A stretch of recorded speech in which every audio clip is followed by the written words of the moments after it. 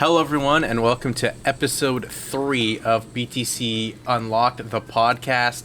I'm your host, Jason Hagholm, and I'm joined today by my normal broadcast partner for BTC Fight Promotions and current mixed martial artist, the gentleman of mixed martial arts, the gentleman Josh Hill. Josh, how are you doing? I'm good, buddy. How are you? I'm doing quite well. I mean, Josh, you've got quite an interesting career that's branched from just, from fighting. Now you're kind of doing some management stuff on the side to commentary. Like, did you ever think that your journey in mixed martial arts would kind of take you down some of those roads? No, definitely not. No, I had no aspirations ever to do either of those things other than fight. Commentary was something. I'm not like an outgoing, loud guy, you know that.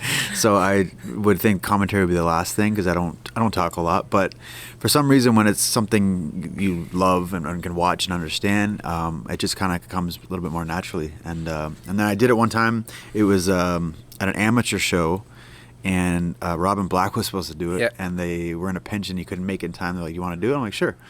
And I jumped in. I was like, "Oh, this is fun, man. I like this." Yeah, I think actually the first time we worked together was an amateur show too. That was like 2017 in Brantford, where Serhiy was like finishing up his amateur career and he head kicked some guy, which apparently was very rare for amateur shows. To see finishes like that. But it was the first time we worked together, and now we've been doing it. That was 2017? That was 2017, and then BTC 6 was 2019, which is when we started working together officially now, which is kind of crazy. 7 years ago. 7 years, I know, right? It's crazy. That's crazy, dude. Do you feel like you've obviously, I feel like you've excelled in it because you also get to go in the cage and do the interviews and stuff like that, too. Like, those were harder at the start. So where do you feel you've grown the most in them? Like just your confidence, I guess? Yeah, I think so. The more, like anything, the more you do it, the more comfortable you get doing it. I still I still worrying about screwing up, names. Names is the biggest one. Like you're either forgetting their name when I'm not talking to them because if I don't know them, or screwing up their name, right? But over the years, it's kind of like my nerves have settled and it's fun now. I enjoy doing it. Well, you can't be as bad as Daniel Cormier forgetting Bilal Muhammad's name right after he won the welterweight title where he called him Leon Edwards. You haven't had any of those moments. I worry about doing stuff like that. You know what I mean? Well, you haven't had any of those moments, thankfully, yet so far.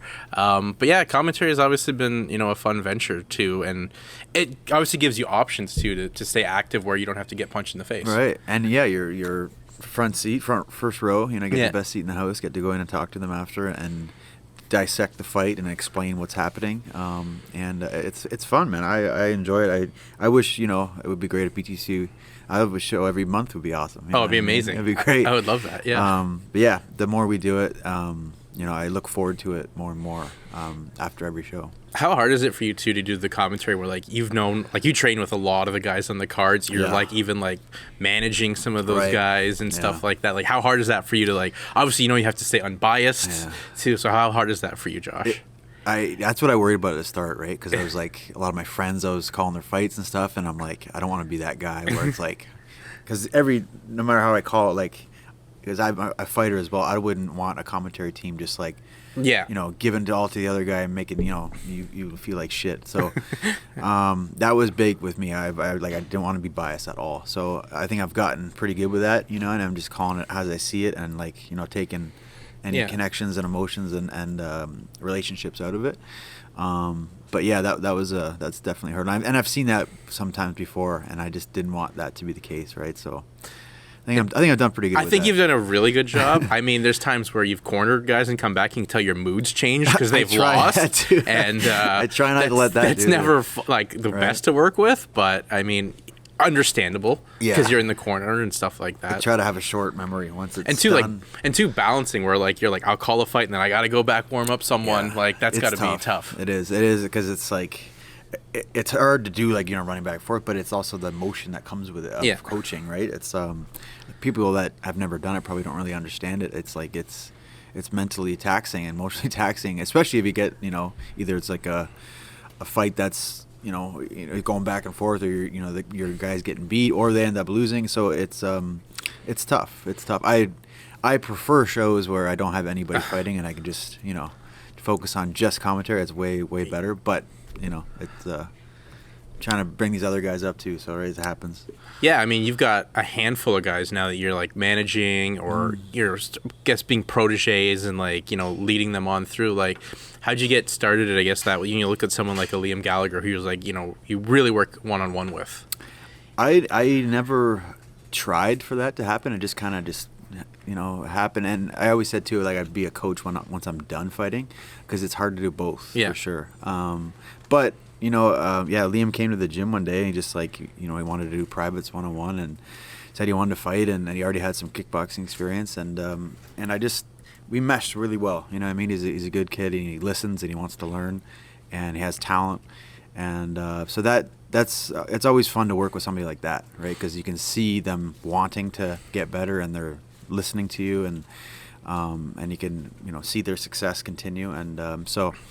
Yeah, I really enjoy that, man. It's very like satisfying. Where do you think, like, what was the moment you kind of realized, like, I think this is going to be a good partnership? It's going to work out, like, with me leading him on. Almost immediately. Really? Okay. Yeah, it was. He just started doing some sessions with me, and I was like, yeah, this kid's good. And he's like, I can see he's like thinking of what I'm trying to tell him. He's trying to do it, which is all you love to see. And then probably after this first amateur fight, just the way. He listened, the way he reacted, the way he listened in the cage.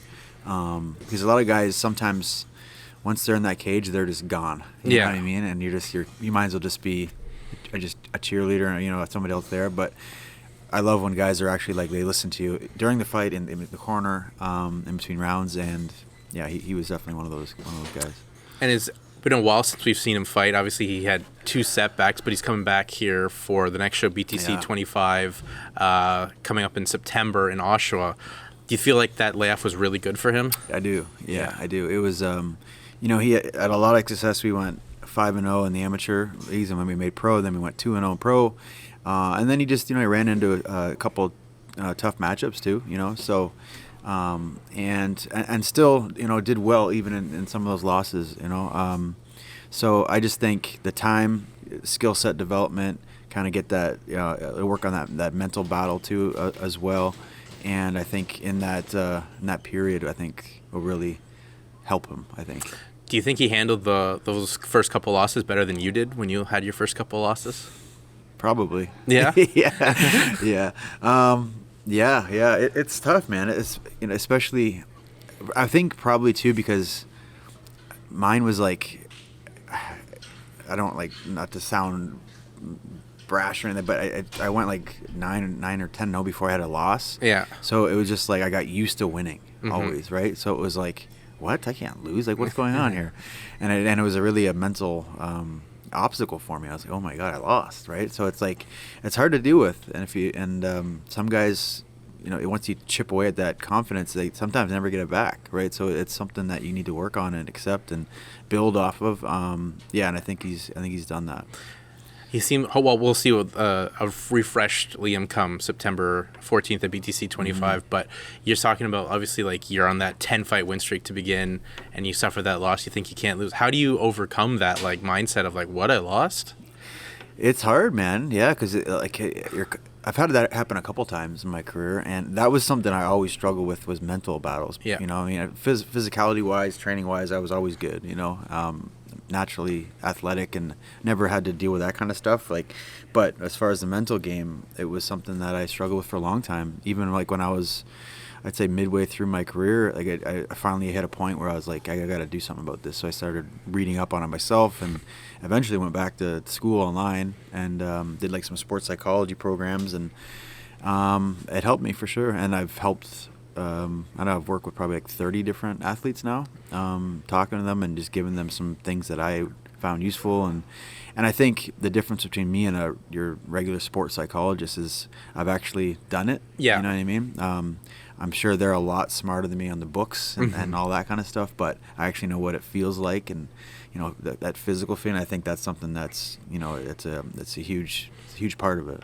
Is it just like coping mechanisms, or like a good support group? Like what is it to kind of overcome that and like realize like losses happen? It's just how you overcome them. I think it's multiple things. Like I don't think it's one thing, but it's especially nowadays where it's like everybody's so good, man. You know what I mean? It's very rare you see somebody go undefeated and never lose. Very, very rare. And if they do, usually not fighting top tier guys, right? So I think that's something that's becoming more common now. And guys, are going to face adversity earlier in their career. But yeah, dealing with it, there's, lots of different ways, but you gotta have I think, like you said, the right support group around you. If it's just always yes men too, yeah, that's not good either, because then you continue to kind of go down that path. You don't learn anything from it because everybody just pumping you up, you know what I mean? But actually dissecting it and seeing why, and trying to work on those things, and that's when you make the most growth. Do you feel like you've ever been surrounded by the yes men? Because I feel like you've got a good group that's been with you from your whole career that's still with you, Josh, and they're loyal and obviously tough when they need to be tough with you. No, yeah, I don't have yes men around me, 100%. Some of my friends would be, what I mean? But they're your friends. They're supposed to be, right? Yeah. But as far as coaching wise, like Lyndon has been with me since we've been friends since grade 5. You know what I mean? Oh, really? I didn't know that. Yeah. We were before MMA was a thing, right? In our minds, we were friends before that, and so with him, he was my first training partner too, and then once he retired and became to coaching, it's like nobody knows me better, what I mean? So we have that trust and bond together, and then all my other coaches throughout my career, Alan, he was not a yes man at all. For sure. He'll tell you straight up too, just like Lyndon and Adrian Woolley, very much the same thing. Justin Bruckman and all the guys I work with out there, and Scott McCovey was part of my career coming up. So I always had good people around me, and they would tell me exactly what I did wrong or what I did right, and I think that's needed, man.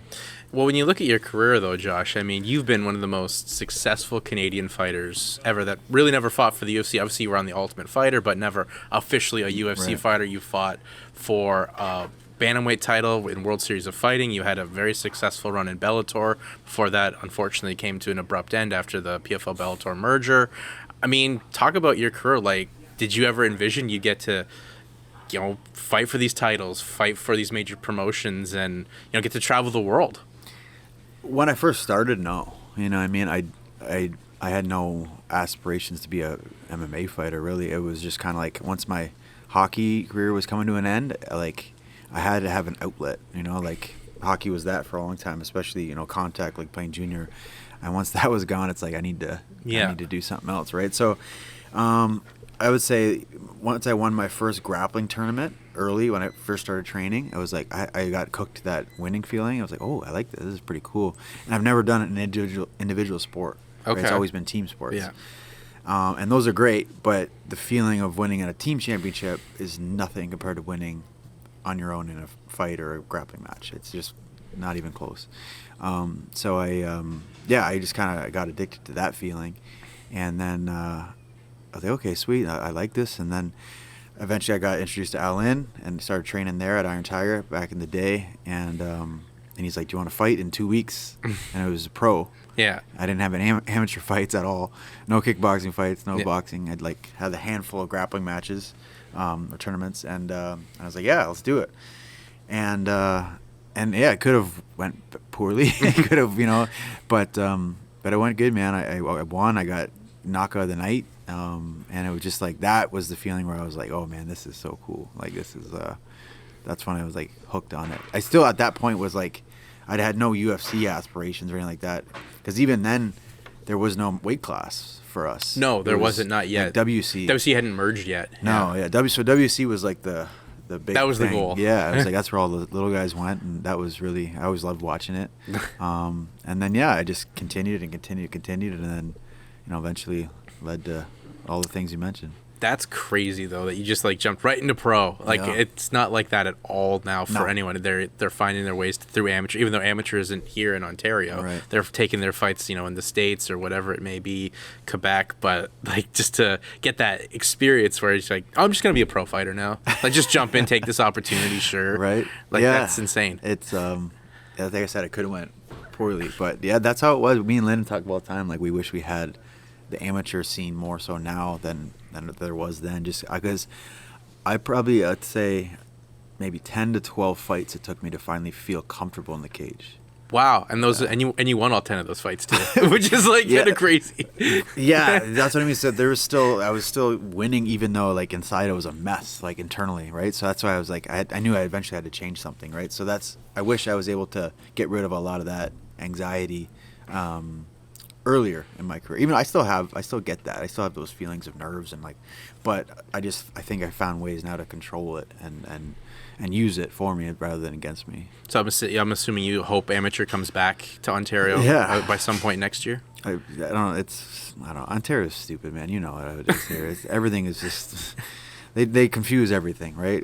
So yeah, it would be great to have that here instead of, because even for Liam's fights and Isaiah's and all those, like, we'd have to go to Montreal all the time and go out there to fight for the MFL there, or guys are trying to go over the border and get fights in Ohio or New York, Michigan. But yeah, nothing here. So it would be good to have that.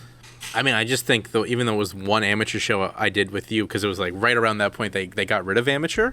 It was like, Serhiy was on there. Right. There was a couple, the Crosswells were on there. Like some good names that were getting experience and then now have, made the transition to pro. Yeah. Like I just still don't I know there's a lot of politics behind it that's way over my head. Yeah. But, I mean, it's hopefully something that it seems like the wheels are in motion that hopefully by 2025 it'll be back. I hope so, man. Yeah, I think it's neat. If they really want to grow the sport, that's the best way to do it, because you're going to have guys that are getting to, first of all, you'll see who wants to do it after they try it too, right? That's another thing too. A lot of these guys are like, they say they want to be fighters and then they actually get in there for real and maybe they don't want to be, you know what I mean? Yeah. And it's much better to do an amateur where it's a little bit safer, still a fight, right? But yeah, it's needed, man.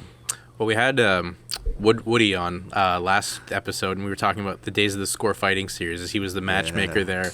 You were like one of the faces of the Score Fighting series. Talk about how important that promotion was for not just your career, but for like the sport in Ontario at a point in time where it had just been legalized. Because there's a generation out there, I said this with Woody, that they have no clue about the Score Fighting series. No, man, it was a great time. It was a great time. I always fond memories of that. I got really lucky because when I first started, like I said, I jumped into it and they were filming a lot of the fights, like the various promotions. Like I fought for it was a promotion called W1. Yep. Like 3 or 4 times, and they were all being filmed on the Score channel, and then they would put them out there, afterwards. And then the Score just kind of like said, why are we just filming all these other promotions? Let's do our own.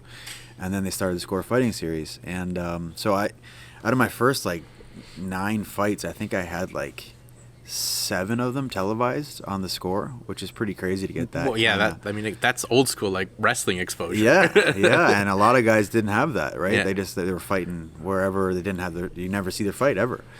So I got lucky that I had a lot of publicity, I guess, and a promotion in my fights, and it was awesome, dude. I remember like when it became legal, like because it was when I started in 2009, it was still illegal here. Yep. And I think 2011 was when it became legalized. I believe so. Like end of 2010 into 2011. Yeah. Because UFC was in Toronto. 129 was April 2011. Okay, so that makes sense. So it was 2011, and and then the Score Fighting series was pumping them up, and they put on awesome cards, man. Like from local guys to up and comers, and then also bringing in big names too, or former big names. It was so cool. And they put on great shows. The production was awesome. It was just like a great time that came and went in Ontario MMA, and then fortunately Rogers ruined all that. Well, it was too, like just 7 shows. That's it. Like that's crazy. Like to me, for how the quality of fighter that came out of there too, like yourself, Ronson, Asenza kind of got his start on those shows, and as you said, the guys they brought up, like the Score 1, I believe had like Sokoju on it. When Sokoju was still a pretty good name. Zaromskis, Jordan Main, like Carvalho. Yeah. Man, like they'd had so many guys. It was awesome. Yeah. Yeah, that was at a time too where they were the Score as a network. They were so invested in MMA. Yeah. They had the MMA show with Moro. Moro was like play-by-play for their shows too. Like, it's such a special time for me. Like how like the sport was growing here, but you also had to deal with like the commission at that time where it seemed like they really didn't want anything to do with the sport. Dude, Ken Hayashi was the biggest dickhead ever. Like, the worst person. He was the reason why it was illegal here for so long, and then when it became legal, he was the reason why so many shows, had to go through a lot of shit, and they lose fights and they lose money and all these things. He was just a nightmare to deal with. So dealing with the commission now here, night and day. Luke is much better to work with, and he actually wants to see the sport do well. So thankfully we have that established here.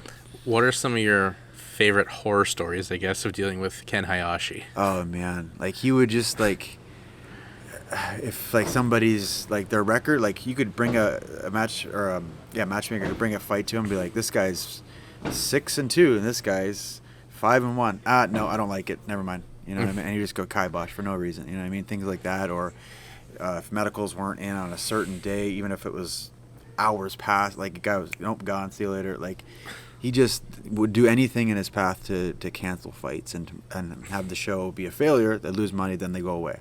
Right? And then they don't come back. And then he still gets paid the same. Yeah. I can see that, yeah. I just remember hearing the horror stories of him. Like, I was kind of falling from outside, but it's like this.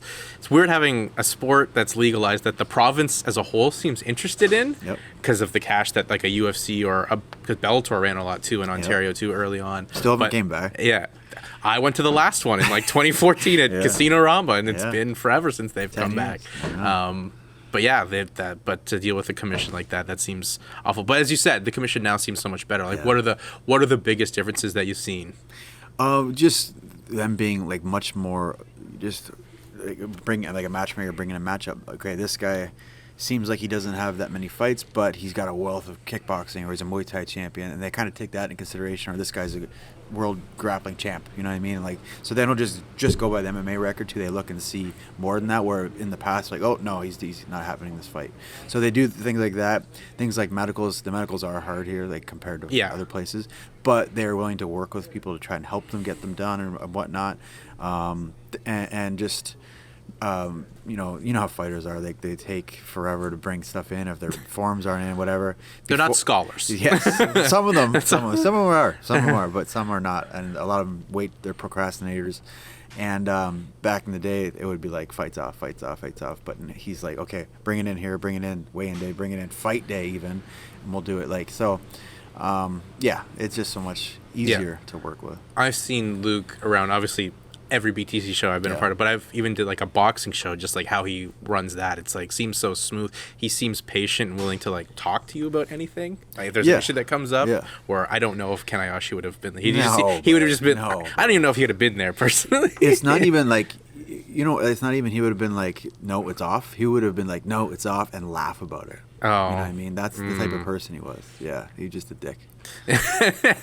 Well, obviously, things worked out for you at the Score Fighting Series, despite the commission at the time. Right. Where, I remember your fight with John Frazier. That was like a very promoted fight. You obviously won that fight and then got the opportunity to be on The Ultimate Fighter. Yeah. Like, talk about that, because that's a show it's still going on, but it doesn't have the same weight as it did even when you were on it. Right, yeah. Yeah, they're on what, season 32? 32, yeah.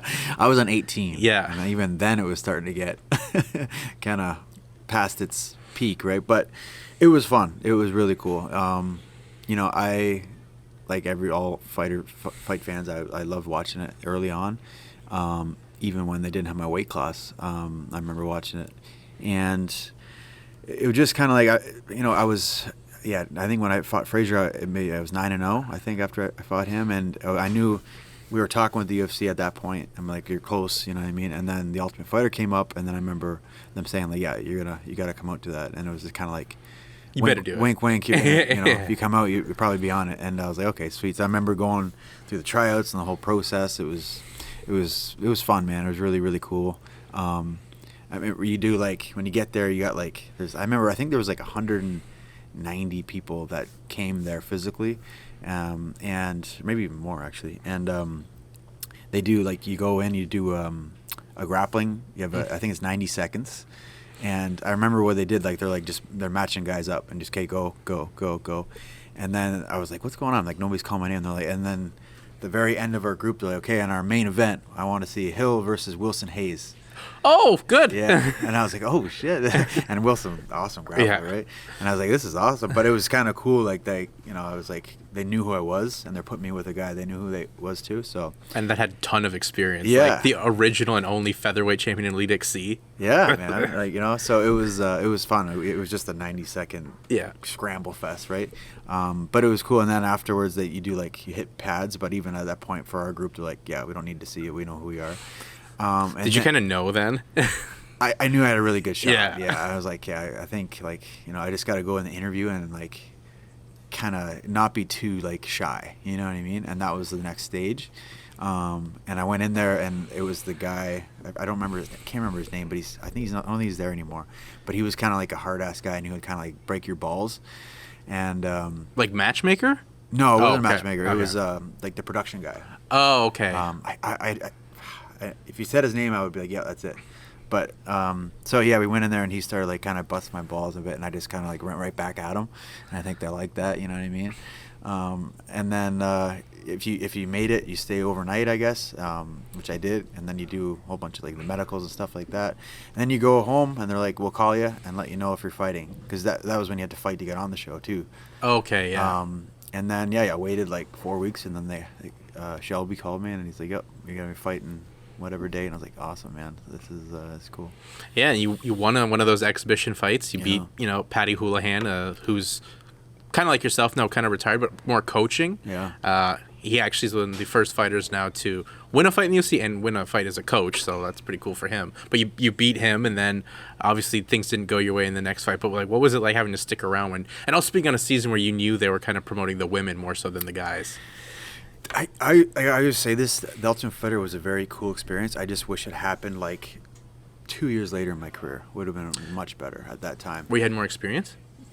That for sure. If and like I said, it was still not comfortable. You know what I mean, and as a fighter yet. But also just at my going into the Ultimate Fighter, I remember I was going through I had both my grandmothers in the hospital at the same time. Oh, okay. And both weren't doing well.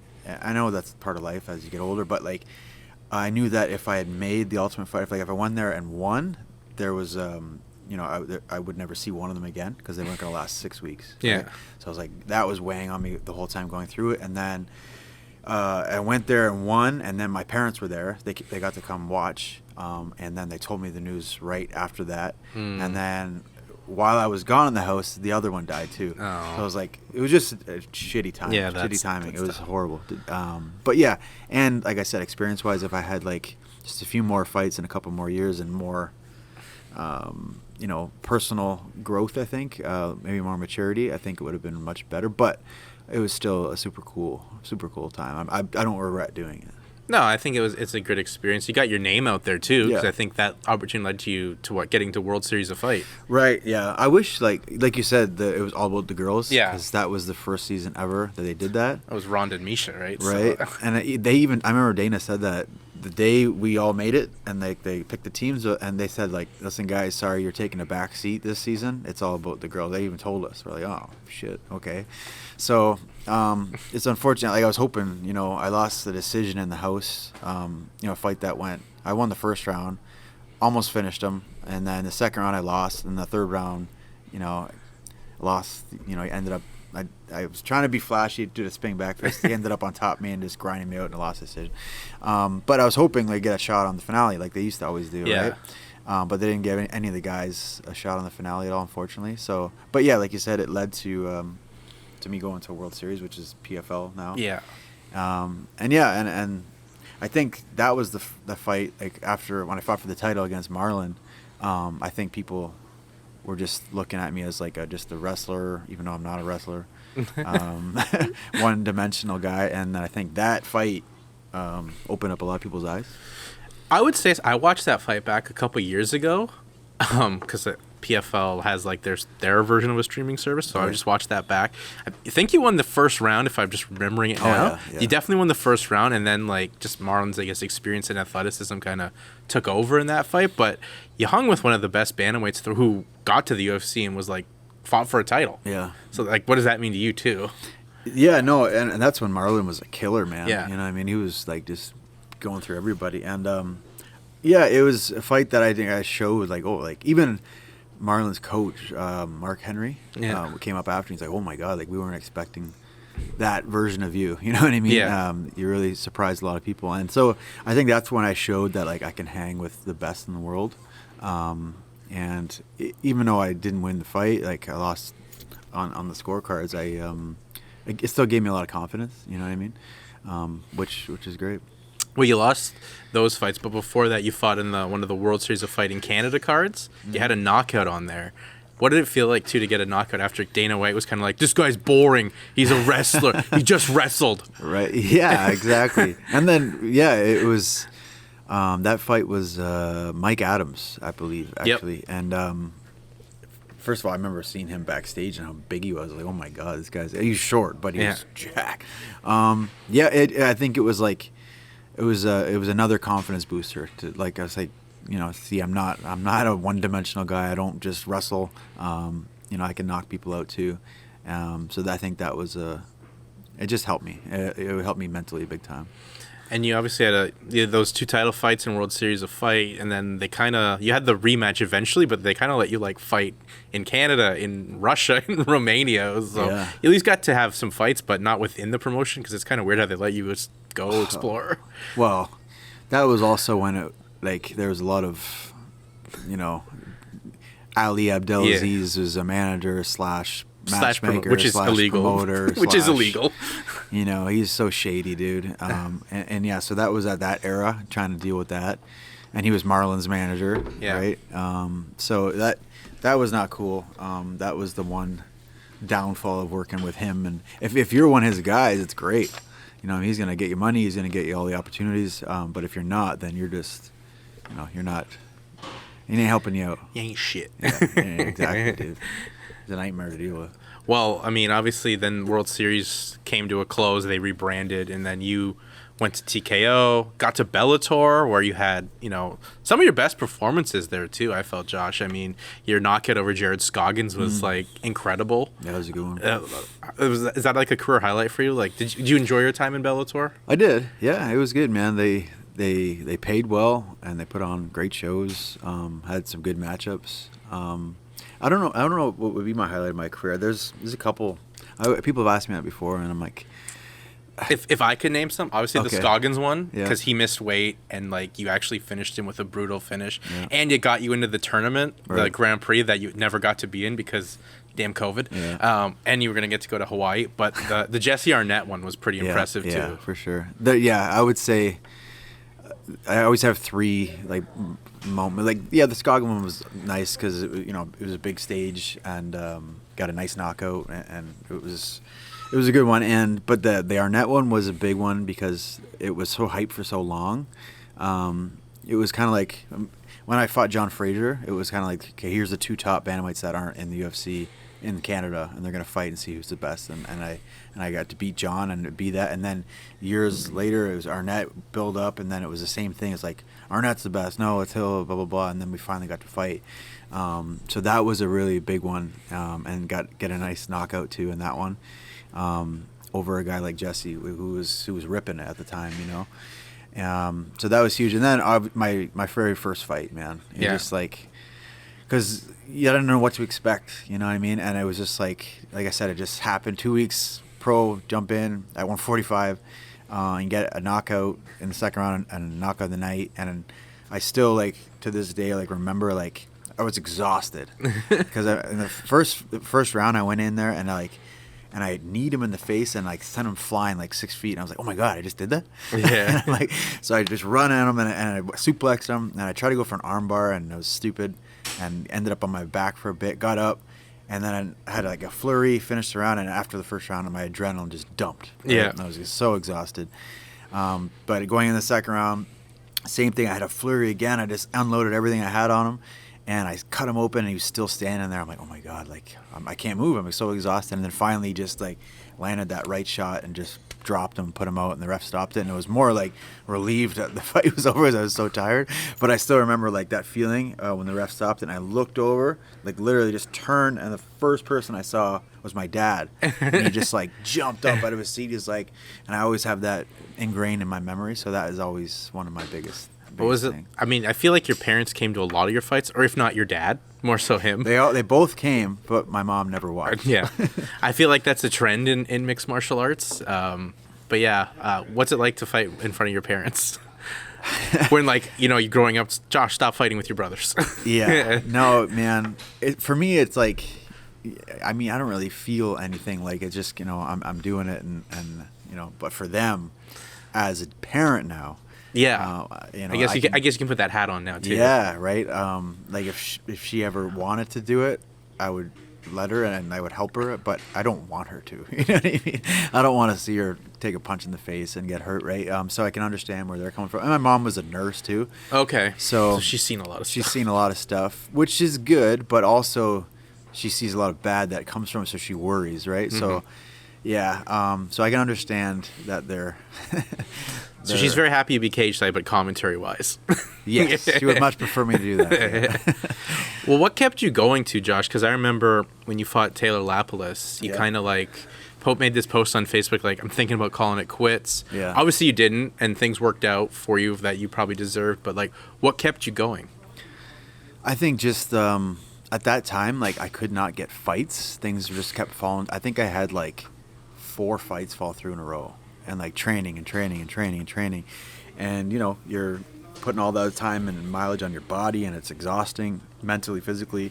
You're losing money because you're not fighting, right? So every camp costs money, and it just became like a chore, and it wasn't fun. And I was just like, man, what am I doing? Like, this is just. And then at that time, she might have just been born, my daughter, or it was just she was coming up to it. I can't remember exactly when it was.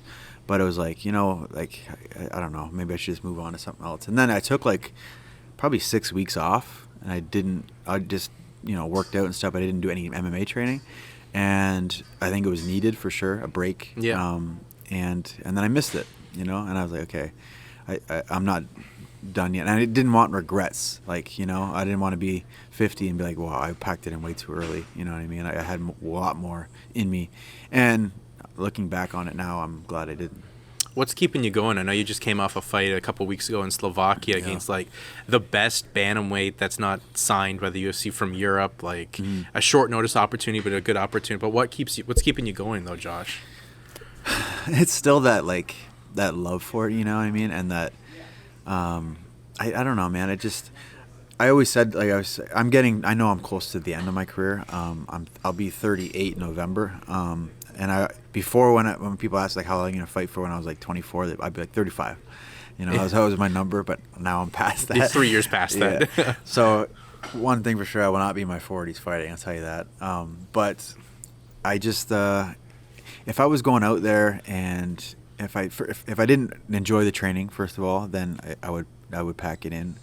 If I was going out there and getting my ass kicked all the time, or getting like knocked out, or you know, then yeah, I'd probably have people telling me too enough, and I would tell myself that as well. But I'm still very competitive, you know what I mean? Like I know, like, yeah, I lost the fight, a decision, but you know, it was a very competitive fight. I'm still competing with the best in the world, and in the gym I'm still doing it as well. So I just feel I still have that, and I don't want to drop it yet. But then there's always that point of people like, oh, you did it too long, and then eventually it catches up to you like a 21st. Yeah, I was just going to say. You know, I don't want to do that either, right? Yeah. So it's that balancing point of trying to find that spot of when, but... Well, that's more what people remember your career, the later years where you went too long, and they don't remember, like, how good of a fighter you were. Yeah, and I don't want that, right? Like a BJ, you know, BJ did it, and Tony's doing it now. It's like, you know, you don't want that.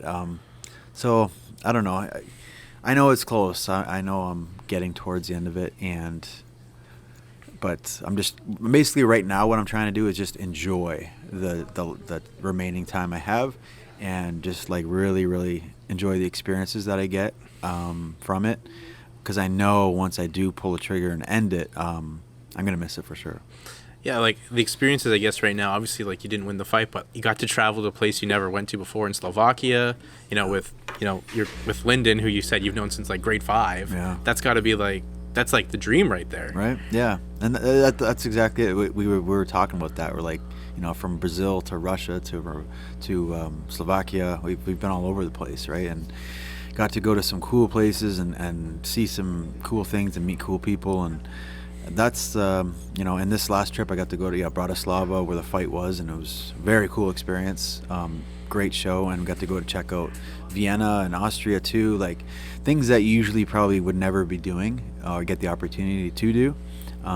So yeah, man, that's part of it too, that whole experience, not just the fight, but it's like the whole package, And you're kind of doing some managing stuff or talent scouting, I guess it is, for your management company, Sucker Punch.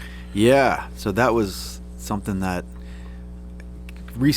somewhat recently started, and it kind of started with Liam and those guys. When I started coaching them and bringing them up, when I started talking to matchmakers and I started talking to the promoters, and I was dealing with that and getting them fights, I was like, oh, this is kind of cool. I like doing this. And then I just continued to do it. And my manager, Brian Butler and Sucker Punch, they're the best management team in the world, in my opinion, and amongst the tops. They have like a great roster of guys. So talking with Brian, and I said, it's just something I'd like to do after I'm done, and he loved it, loved the idea, and loves, I'm like their Canadian rep out here.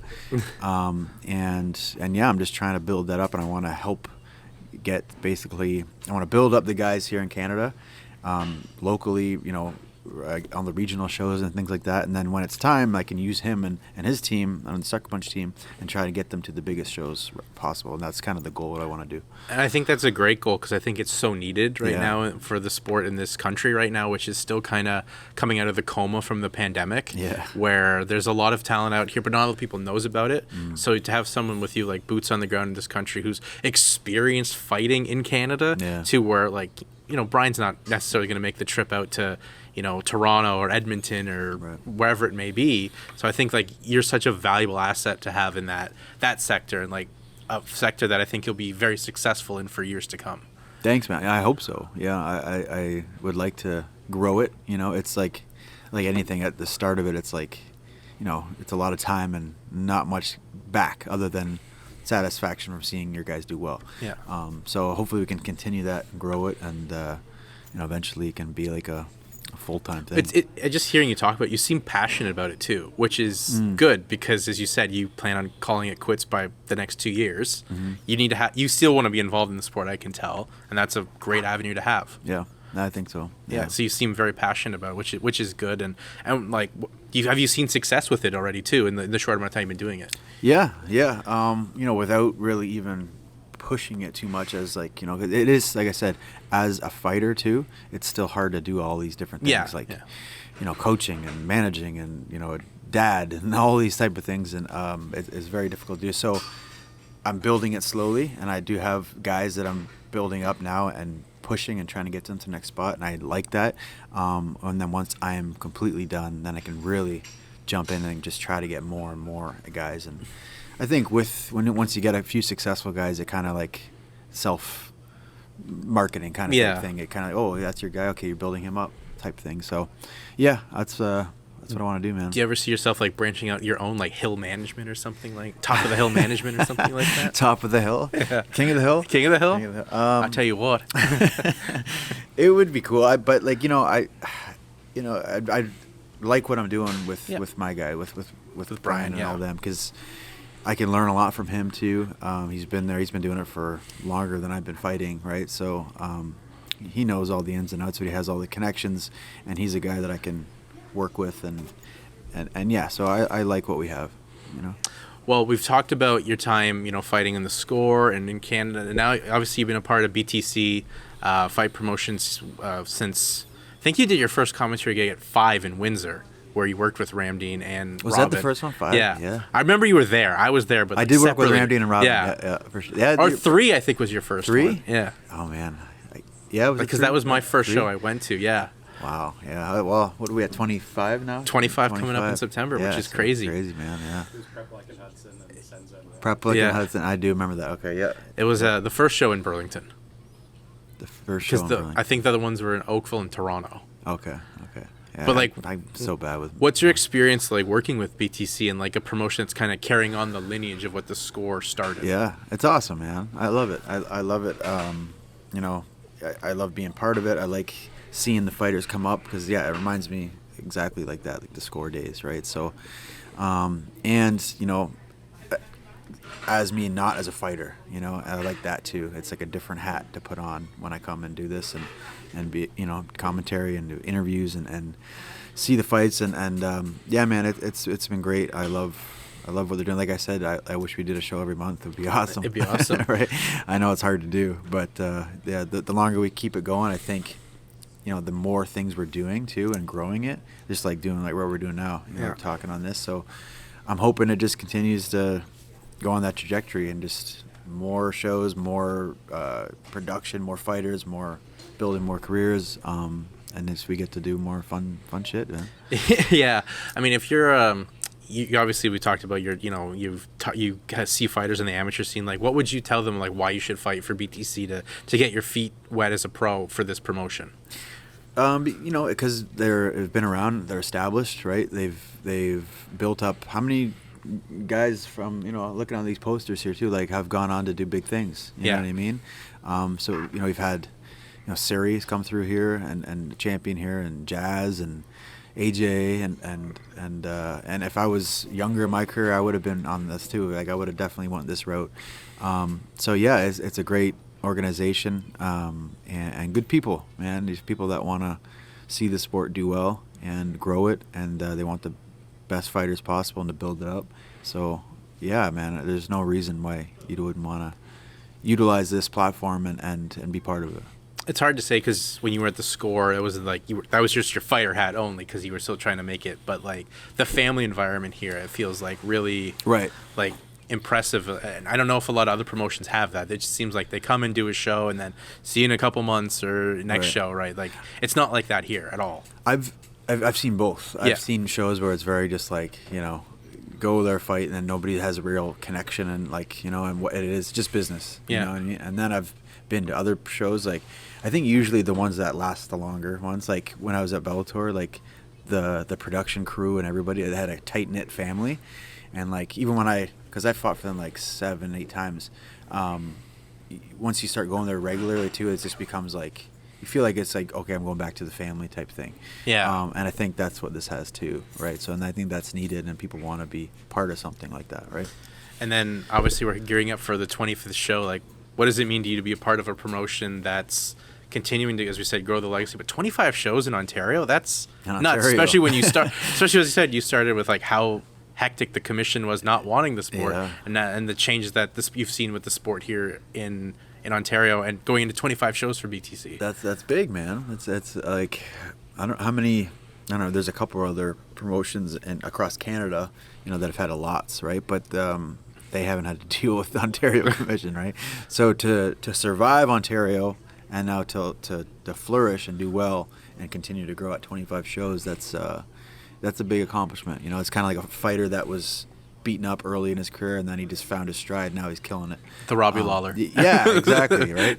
It's very similar to that. So it's cool to see.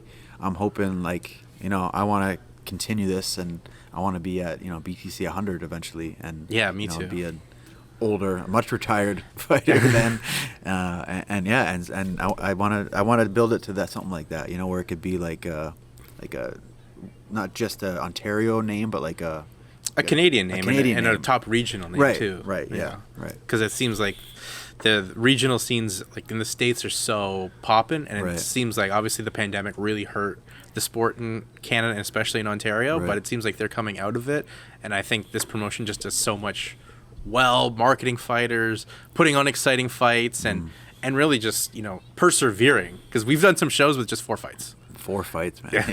Yeah, crazy, right? Like, and I mean, sometimes that just happens. You lose a fight.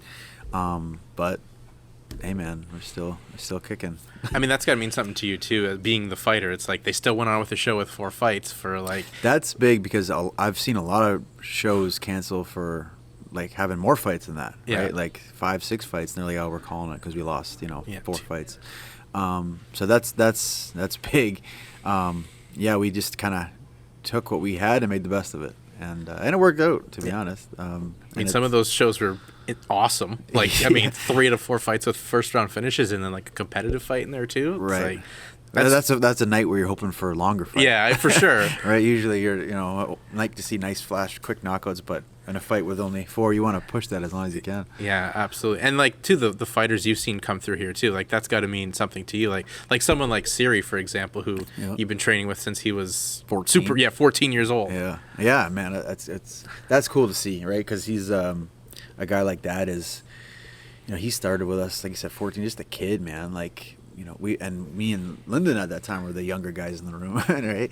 So he's been around with us forever, and just seeing his growth as a fighter in person, awesome, man. And just, I always knew that he would do very well, because he has not just the skill set he's gained over the years, and he's gotten very good, but like mentally very, very competent, right? And he's very well aware, and he gives me the toughest rounds now every time we spar and go with each other. So, yeah, it's good to see guys like that come up and do well, man.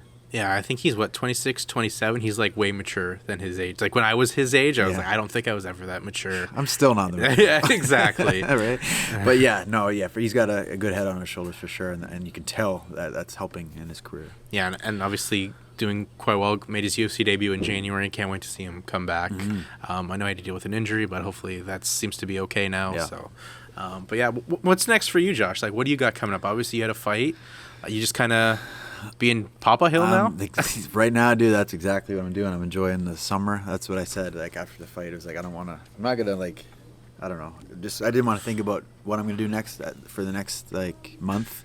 I'm just gonna enjoy August and hang out with the kids and do fun stuff, and we've been doing that. So still getting back to I'm still working out. I haven't done any MMA training yet. I just still checked a kick in that fight right on the inside of my knee, and I think I got a deep bone bruise that just taken forever. But other than that, no injuries, which is good. But yeah, I'll start training again soon, and then we'll see. I don't know, maybe end of the year. Is that what you're hoping for? One more fight this year? Yeah, man. Like I said, my time's limited, so I can't just be sitting on the sidelines for a long time. And so yeah, I'd like to, I think, get back. The end of the year would be cool. Obviously, I feel like you have a couple years left, as you said. You want to be done by 40. Do you have an ideal plan of what you want to do in your last fight? Like where you want to have it? Do you want to have it in Canada? I've thought about that too a bit. I don't know. I keep going back and forth. I always think I like to, I have 3 fights left with Oktagon, right? Contractually, and then they're great. I love their shows, and I get to go somewhere cool, and that's awesome. I've also thought about maybe my last fight, knowing it's my last fight, would be come back home and do it in Hamilton. Hamilton would be cool, or somewhere around Burlington, it. Yeah, somewhere close, and have a last ride, Undertaker style. You know what I mean? And not like a John Cena retirement tour or anything like that. No, not that one. No. But yeah, do it here, and then you can actually have friends and family come, and because I haven't fought in here in a long time, right? It's been 2015, I think. Was that the last time? I think 2015. I don't even know, dude. Yeah. Global Warriors. Yeah, you're right. 2015. So what's that? Almost 10 years. Yeah. So that would be cool to do. And then to finish it kind of where I started, type thing, full circle it. But we'll see. I don't know. I'm just day by day. Well, Josh, we're not going to rush anything. We still like seeing you in the cage, but it's nice to see a fighter that's got all these avenues kind of laid out, that they don't have to just rely on getting punched in the face. So I'm trying not to have that. Right? It's the sports.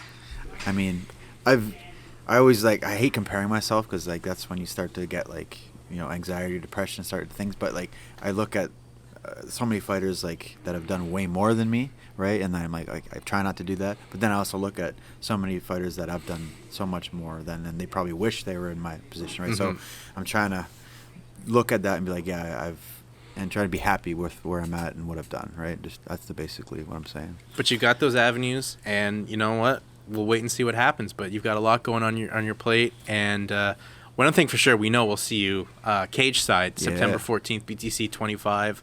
If you want to plug anything, Josh, before we go, just plug away.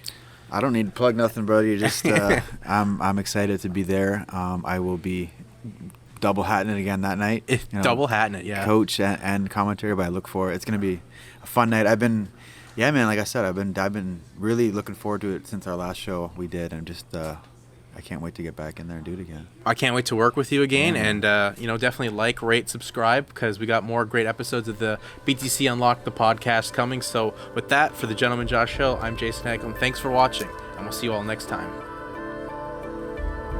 Beauty.